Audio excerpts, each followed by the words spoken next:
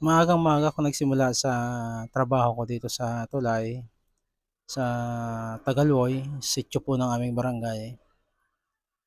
Dahil, hindi ko pa natapos yung trabaho ko dito kasi matagal dumating yung ilalagay ko, ko dito sa baba nitong, linitirahin ko dati na Maegang Bridge. So, bale ngayon, pinagpatuloy ko at, maagang-maaga nga ako sa pagle-lettering dito. Ang una kong ginawa ay, pinalaki ko muna yung space na aking pagle-letteringan kasi yung white na nilagay nila ay napaka-ano lamang na maliit, mahaba pero hindi malapad. So ang ginawa ko yung itim ay, pinatungan ko ng puti para lumapad yung aking pagle-letteringan. Pagkatapos ko ay, pinuntahan ko yung aking, kausap sa pagtatrabaho dito sa tulay, yung, kanilang checker. Para kunin yung, ile-lettering ko dito kasi nandun sa kanya, nasa kanyang cellphone. So, kaya pumunta ako doon at, kinuha ko sa kanya. Nung nakaraan ay, nag-lettering na rin ako ng ganito doon sa Makawayan. Kaya tapos ko na po doon yung isang tulay kasi dalawa pa itong tulay na aking pinag-letteringan. Marami po kasing ilog dito sa amin. Bale, apat na ilog po. Dalawang maliit at saka dalawang, malaki. Yung malaking ilog ay sa magkabilang dulo po sa sitio ng Tagaloy. Kung galing ka ng Sorsogon ay yun ang unang madadaanan mo. Tapos yung pangalawa ay nasa kabilang dulo, nasa sitio Makawayan naman po. Palabas na po yun ng boundary ng Gatbo at Buena Vista. So bali napakaganda na po ng aming mga kalsada, mga highway namin dito. At ito ngang mga tulay ay linawakan pa, mas pinalaki kasi para mas bumagay doon sa malaking kalsada kasi maliit lang po yung dati yung mga tulay eh nagpalaki ng mga kalsada dito, nag-widening. So hindi na angkop yung tulay doon sa kalsada kaya yung tulay mas pinalaki doon pa sa kalsada. So, bale yung dalawang tulay na malaki ang ginawa po sa amin dito.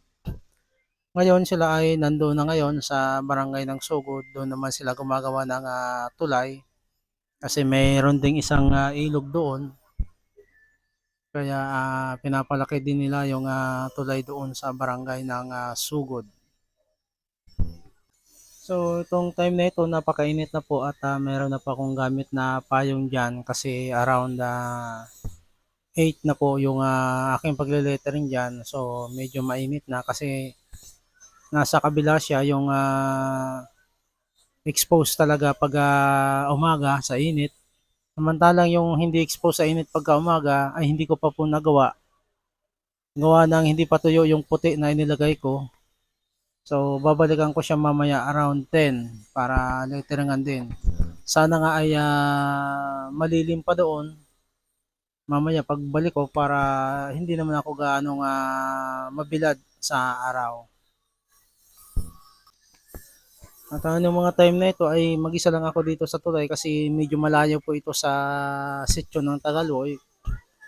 Ang tanging na ano ko doon ay yung mga dumadaan at napapalingon sila sa akin. Ano, siguro nagtataka kung ano ginagawa ko doon.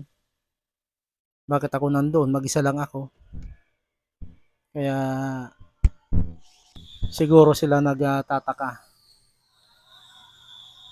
Hindi nila alam ako yung nagle-lettering doon ng pangalan ng tulay at yung ito nga na siguro yung kilometrahe ito na aking lettering hindi ko alam kung ano basta sumusunod lang ako kung ano yung kanilang binigay sa akin na ile-lettering dito sa tulay. At yan po yung aking service, yung aking Mio I-125.